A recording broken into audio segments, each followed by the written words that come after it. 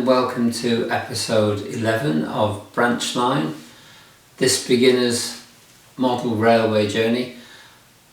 I'm Stephen Power. I'm a professional photographer living in County Kerry in Ireland, and this is my video series on my first ever model railway layout. I hope you're enjoying it, and I would ask if you would be interested in subscribing. That would be great, and it gives me the encouragement to keep going.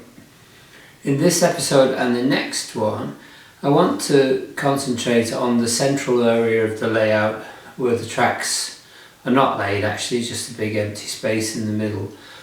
And I was looking for something to do with that. It took me a long time to think about it, but in the end I've decided, because I live in a very beautiful and rural part of Ireland, I've decided to model a farm area and a road around that. So in this episode I'm going to look at making the road and also concreting some areas where there will be parcels office and also platforms for the layout. And then in part 12 I'm going to look at how I modelled, or at least laid out, the farm area, which was made up mainly of Metcalfe card models. So I hope you find it interesting, and I'll see you briefly at the end, but please check out episode 12 as well, which will be out shortly, which is kind of the sister episode of this one. See you soon. I've been working on the layout from the outsides inwards, so it left a large blank area in the middle, and it took me some time to decide what to do with it.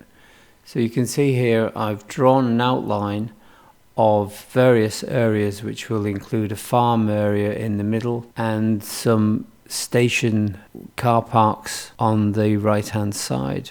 My idea was to have a road going around the outer edges of the farm area and skirting the car parks, with a central road through the middle of the main circle. So I painted this in white paint to begin with on a roller. The road is about 20 centimeters wide, which is the scale equivalent of around 5 feet or 1.5 meters. I used some wall filler to make a road surface, which I then rubbed down with fine wet and dry sandpaper, onto which I applied AK Terrains Asphalt diorama cover, which is a kind of a thick black paste. I used a 2-inch or 5 centimeter mini roller to apply the paste and laid down some bamboo or balsa wood sticks to try and keep the edges as straight as possible while painting. Fortunately, this didn't work perfectly all of the time, and the road surface was too thick and uneven. Something to do with the fine sand or ground corn or whatever it is they use to make the paste. So I applied some areas with a flat spatula to even it out. And in the end, this was my main method of applying it. It's a very messy job, but it does wash away quite easily with soap and water. I even decided to use my fingers to go around corners and to get into fine nooks and crannies at the edges of other areas, just to make sure I was getting it right. And this was actually giving me more control over laying the tarmac or the asphalt than either the spatula or the brush. The finishing touch was to make my road surface look like a country lane with weeds growing in the centre rather than white lines. So I laid down a line of glue, PVA glue, and then put some static grass with the Hornby puffer bottle over the top of this, and then hoovered away the excess when it was dry. The final effect looks quite good. Mind you, a lot of these things don't bear very close inspection, and I probably would have liked to have a few more gaps in the central weed line area, but overall it came out quite well for my first. I used AK Terrains concrete mix for areas where I'm going to put platforms, and a car park for the parcels office. It's a very similar mixture to the terrain used for the road, but obviously this is quite an effective concrete colour. I laid it mostly with a flat plastic spatula, and I actually watered it down slightly just to make it easier to apply. Once that was done, I rubbed it down with some fine emery paper.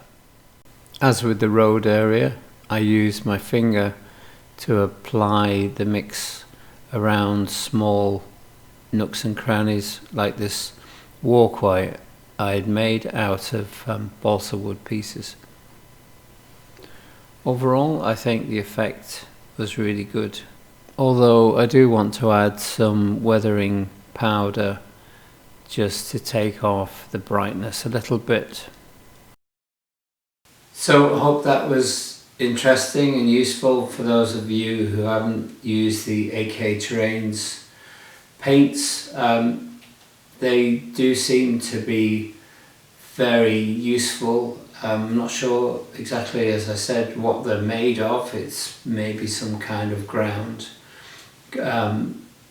corn or something, or stones or sand, or I'm not sure, but it certainly gives a very gritty effect and appearance to both the road surface and the concrete. Personally, I found the asphalt or tarmac, as I might say, a little bit too dark, but I found that rubbing gently after it was completely dry with some very fine sandpaper did bring out the sort of more grey colour, so it's probably more like a very dark grey, anthracite type grey now than it was. So hope that was helpful, and as I said, please check out episode 12 for the second part, really, where I look at ploughing a field and making the farm area.